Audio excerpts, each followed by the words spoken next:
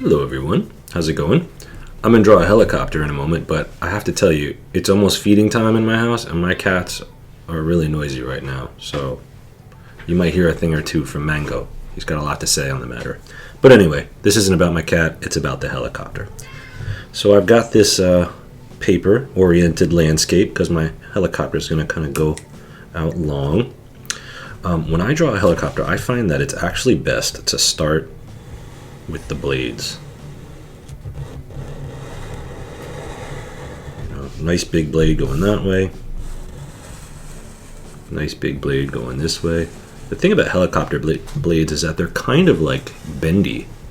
They're flexible, right? They have to be able to kind of go one way and the other. They kind of like almost sag when they're just sitting there doing nothing.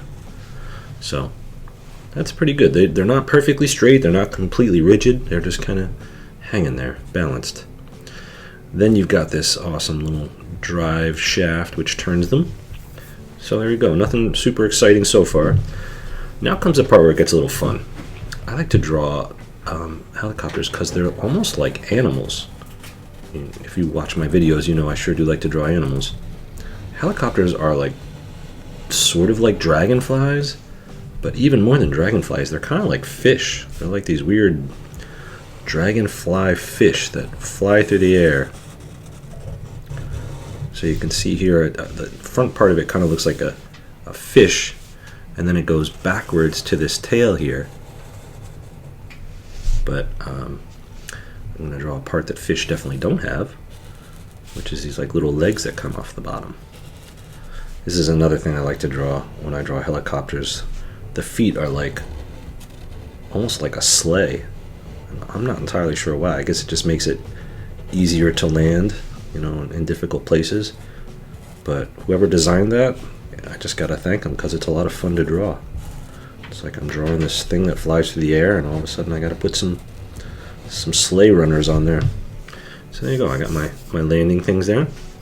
I like to make a nice big open window so you can see everything while you're flying around in this helicopter.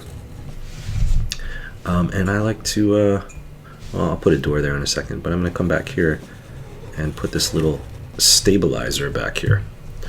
Alright, now that's most of the hardcore work I need to do. I'm going to flip over to my thin line now and put in some details. This stabilizer back here, I tend to do that kind of with some small detail pen because it's kind of tricky, right? It's like a fan blade inside there. Also, I like to do the door using a thin line because the door is supposed to kind of like disappear when it's closed. It's supposed to look like it's not really there.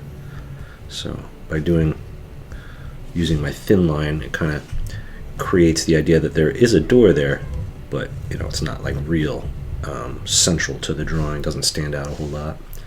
And maybe I'll put some reflection on the glass here. So this is a pretty good helicopter.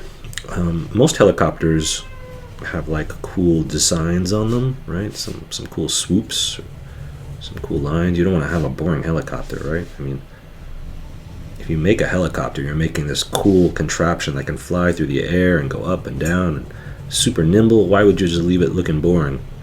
So add a cool swipe or stripe or something. And you know, helicopters don't fly themselves, so I'm just gonna put a little bunny rabbit in here. Little bunny rabbit flying my helicopter. I'm not sure why, but whenever I draw a vehicle and I don't know who to put inside it, I like to put a bunny rabbit in there. It's just kind of cool to think that bunny rabbits could fly a helicopter. So there we go. Put a little co-pilot seat over here. There is my helicopter, ready to take off. Thanks very much for drawing with me today, everybody. See you later.